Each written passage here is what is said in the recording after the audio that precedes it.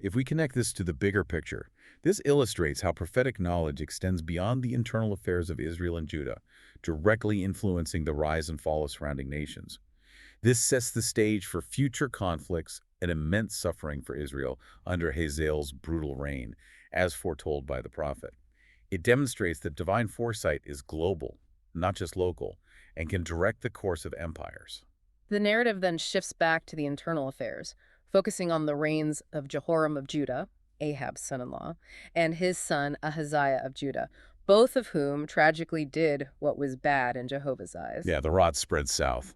This sadly continues the negative, idolatrous patterns of the northern kingdom, showing the pervasive moral decline spreading. This highlights the pervasive nature of apostasy, even in Judah, which was supposed to be the line of David, protected by the Davidic covenant, that long-standing divine promise that David's lineage would always have a king on the throne in Judah.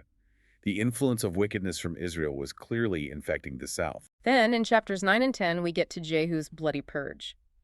Elisha dispatches one of the sons of the prophets to Ramoth-Gilead to anoint Jehu, a military commander, as king of Israel.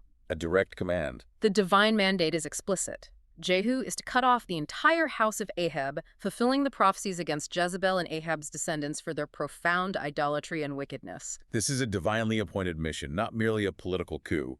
Jehu is an instrument of judgment carrying out divine wrath against a deeply corrupt and idolatrous dynasty. His mandate is clear: absolute eradication of the house of Ahab. Okay, let's unpack this brutal yet divinely sanctioned purge. Jehu's fellow officers immediately recognize and proclaim him king.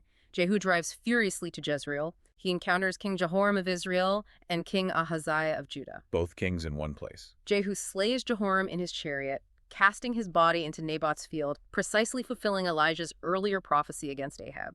He then pursues and kills Hazael of Judah, effectively wiping out the royal lines of both kingdoms, which were tragically linked by their wickedness and family ties. Wow, swift and decisive. This isn't just a change of leadership, it's a full-blown, divinely sanctioned extermination of a corrupt dynasty.